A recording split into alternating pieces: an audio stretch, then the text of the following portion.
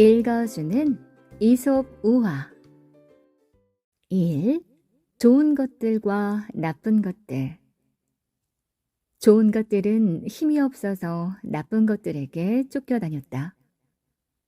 그래서 하늘로 올라가 자기들이 어떻게 해야 사람들과 함께할 수 있겠느냐고 제우스에게 물었다. 제우스는 한꺼번에 가지 말고 한 번에 하나씩만 가라고 그들에게 말해주었다. 이렇듯 나쁜 것들은 사람들 가까이 있기 때문에 한꺼번에 신속하게 몰려오지만 좋은 것들은 하늘로부터 하나씩 내려와야 하기 때문에 드문드문 더디게 온다. 좋은 일은 자주 일어나지 않는 반면에 나쁜 일은 연달아 일어난다는 뜻이다. 2. 독수리와 여우.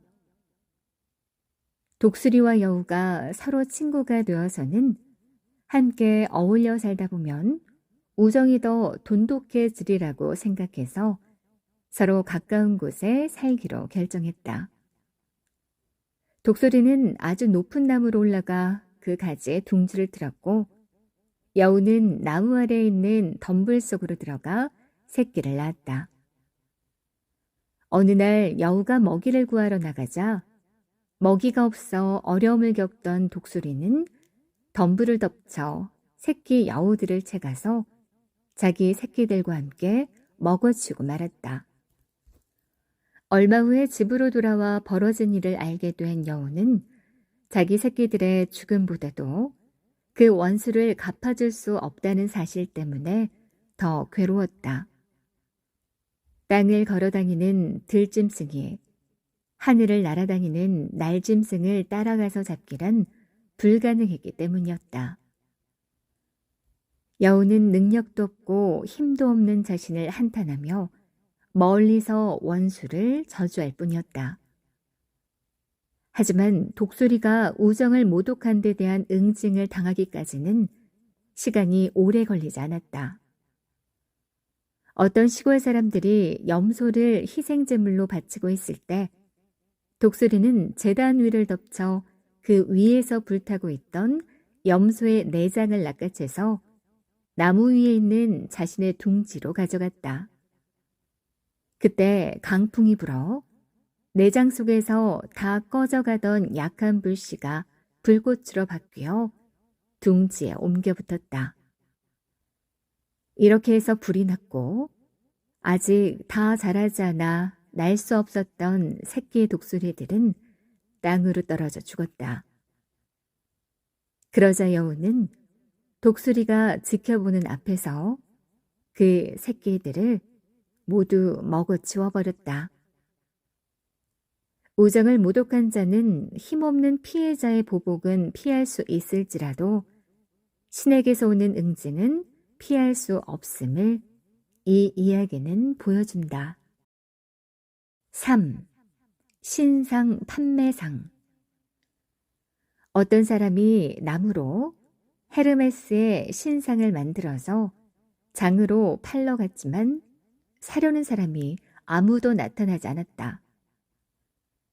그는 손님을 끌기 위해 자신이 복과 재물을 가져다주는 신을 팔고 있다고 외쳤다. 근처에 있는 사람들 중에서 어떤 이가 그에게 말했다. 이보시오. 정말 그런 신이라면 옆에 두고 그분이 주는 재물을 누려야지 왜 팔려고 하는 것이오? 그러자 그가 대답했다. 내게는 지금 당장 재물이 필요하지만 이 신에게 재물을 얻어내려면 시간이 좀 걸리기 때문이오. 재물을 얻는 데만 혈안이 되어 신들조차 안중에 없는 사람에게 들려주는 이야기다. 4. 독수리와 쇳덩구리. 독수리가 토끼를 뒤쫓고 있었다. 토끼는 자기를 도와줄 자를 찾아보았지만 눈에 보이는 것은 쇳덩구리밖에 없었다. 토끼는 쇳덩구리에게 도움을 요청했다.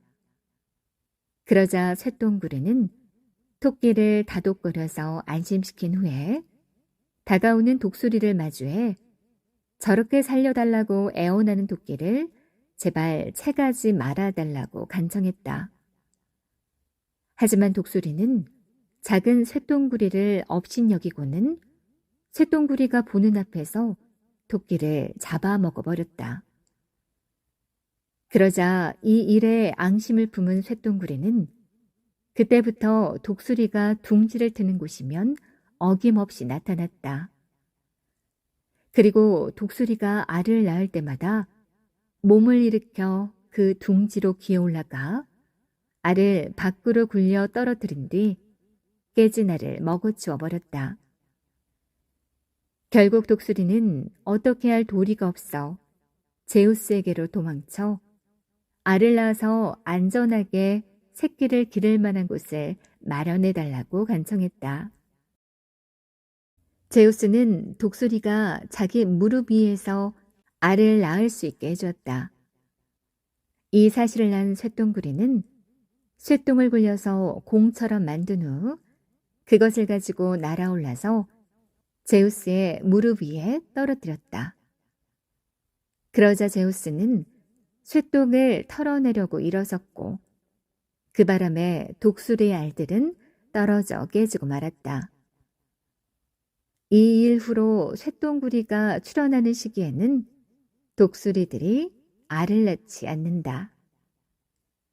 업신여김을 당하고도 전혀 복수할 수 없을 정도로 힘이 없는 존재는 없다는 사실을 명심하고 누구도 하찮게 여겨서는 안 된다는 이야기다. 5. 독수리와 갈까마귀와 목자. 독수리가 높은 바위에서 날아 내려와서 새끼 양 한 마리를 낚아채 갔다. 이것을 보고 시샘이 난 갈까마귀는 자기도 한번 그렇게 해보고 싶어서 요란한 소리를 내며 순양을 내리덮쳤다. 하지만 순양의 푹신푹신한 털에 발톱이 박혀 세차게 파닥거리며 발버둥을 쳤음에도 발톱을 빼내 도망칠 수 없었다. 결국 목자가 무슨 일이 일어났는지 알고 달려와서는 갈까마귀를 사로잡았다. 목자는 갈까마귀의 날개를 꺾어서 날아가지 못하게 한 후에 저녁이 되자 집으로 가져가서 아이들에게 주었다. 아이들이 이 새가 무슨 새냐고 묻자 목자는 말했다.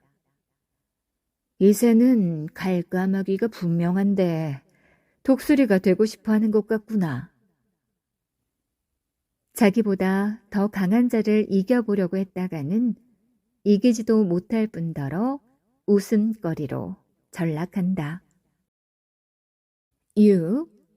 날개 꺾인 독수리와 여우. 하루는 어떤 사람이 독수리 한 마리를 사로잡았다.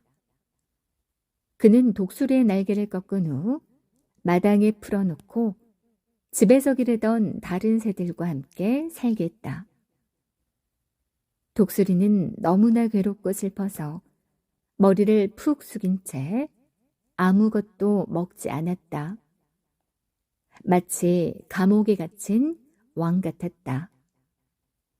그러던 어느 날 독수리는 다른 사람에게 팔렸는데 그는 독수리의 날개를 세우고 상처난 곳에 몰약을 발라 다시 날게 해주었다. 하늘로 날아오른 독수리는 토끼를 발견하고는 낚아채어 두 번째 주인에게 선물로 주었다. 그것을 본 여우가 말했다. 너는 그 선물을 두 번째 주인이 아니라 첫 번째 주인에게 주었어야 했어. 두 번째 주인은 천성적으로 착해. 하지만 첫 번째 주인이 너를 또다시 붙잡는 날이면 내 날개를 꺾을 것이니 그렇게 되지 않으려면 첫 번째 주인에게 선물을 해야지. 은혜 입은 사람들에게 아낌없이 보답하면서도 자기에게 해를 입히는 악인들의 마음도 돌려놓는 것이 현명한 처사다. 7. 화살에 맞은 독수리. 독수리가 토끼를 사냥하려고 높은 바위에 앉아 아래를 굽어보고 있었다. 그때 어떤 사람이 독수리에게 활을 쏘았고 화살이 독수리에게 박혔다. 깃털 달린 화살대 끝부분이 독수리 눈앞에 꼿꼿이 서 있었다. 이것을 본 독수리가 말했다. 이렇게 죽게 된 것도 원통한데 내 깃털에 글이 되다니 더더욱 분하구나. 자기가 가장 자랑스러워하는 것에 당했을 때 가장 큰 고통을 느낀다. 8. 나이팅게일과 매. 나이팅게일이 평소처럼 높은 참나무 위에 앉아 있었다. 때마침 배가 고팠던 매가 나이팅게일을 응시하고 있다가 단숨에 날아덮쳤다.